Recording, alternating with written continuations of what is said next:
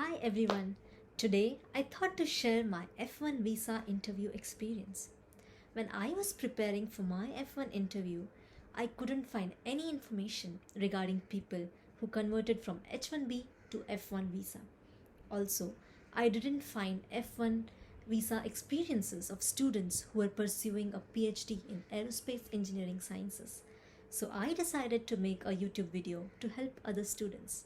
Here is my background. I was already on F1 visa because I already did my masters in the US. After that, I worked in the US for a few years on H1B. Now, I wanted to go back to school to pursue higher studies or PhD in aerospace engineering sciences. So, for this, I had to get an F1 visa again. I had to quit my job and come to India before getting my visa. When I was booking my appointment, I saw that I could choose the Dropbox option. Thinking that it's convenient, I chose Dropbox for July 7th, 2023. So I went to the visa application center on this day to submit my documents. Electronic devices, including cell phones, were allowed at the visa application center. The documents that I had to submit were DS-160 confirmation, appointment confirmation, service fee receipt, I-20, passport, and 3 US visa photos. Please ensure that the photo size meets the requirements. Your face should cover 75% of the photo and the photo size should be 2 by 2 inches. The representative at the counter took these documents and informed me that my passport will be ready for pickup in 2 weeks. Now, once you submit your documents, you can track your passport and visa status. The links to these websites are posted in the description. On July 9th, I checked my visa status and it showed case created. On July 10th, the status changed to application received.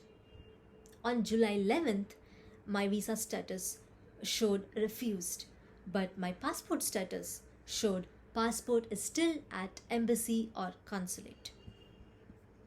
On July 13th, my visa status was still refused, but my passport status changed to passport ready for pickup. Even I was scared when I saw my visa status as refused. However, please note that refused doesn't mean your visa is denied. It could just mean that either they need more information from you, or more processing is required, or you need to appear for an interview with a US consulate officer. I picked up my passport on 16 July and I saw that I had received a 221g refusal slip. In the slip, it was mentioned that I need to appear for an interview on any working day between 10:30 to 11:30 a.m. I was relieved to find out that I don't need to schedule an interview because booking an appointment for an interview wasn't very easy, or I wasn't able to find dates for an interview. I went for my interview on 17 July. The interview takes place at the US consulate office, while the passport drop off and pickup is at the visa application center. Please note that you won't be allowed to carry your cell phone and other electronic devices at the consulate office. I wore a semi-formal dress with a white shirt and black pants. I wanted to wear formal shoes as well, but it was raining heavily that day, so I wore comfortable rainy floaters. I went at 9:30 a.m. and was allowed inside the office. I went to a 221g counter where they just checked my documents. Then I had to go to another counter to get my fingerprints verified. Then I went to a third counter where the visa officer took my interview. The first question he asked me was, "Have you been to the US before?" I said yes. I did my masters in the US and I also worked there for a couple of years. Then he asked me, "Where did you work?" I mentioned the name of my company. And then he asked me, "What did you do for your previous company?"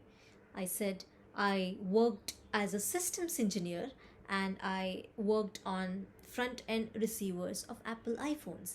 And then he wanted to know how many years I worked there. I said, I worked there for 2 years, 10 months. And then he asked me, on what visa were you at that time? Was it F1 OPT or H1B? I said, I was on H1B. He wanted to know why I'm doing a PhD now. I told him that I wanted to do a PhD right after my master's, but I did not have sufficient funding.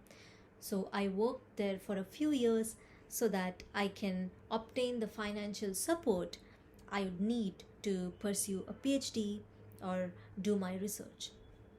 And then he asked me, what was your master's in? I said, my master's was in electrical and electronics engineering. Then he asked me, what is your PhD research topic? I said, measuring ice thickness in glaciers. He wanted to know how electronics is used for this purpose. So I said, I use cell phone signals to measure ice melt. He asked me one final question, which is, you worked in so many different areas. What is your end goal? What do you plan to do after your PhD? I said, I plan to go back to India after my PhD and work in an industry or a startup or some research institute there. I have been looking into some of the research being done by companies, and I know that a lot of them do work on climate change and like glacier ice melt. So after that, he just paused for a bit, and then he said the golden words, which are, your visa is approved. I was really happy and I thanked him. So this whole process took around 4 to 5 minutes. I did ask him when I'll expect to collect my passport. He said you should get it back in a week. I was able to collect my passport in 2 days. Please note that you are not supposed to use any TAL words in your interview. TAL stands for Technology Alert List. I have posted a list in the description, so please avoid using these words in your interview. So, this is my experience. I hope it'll be helpful to other students applying for F1 or who are in a similar situation as me. Thank you.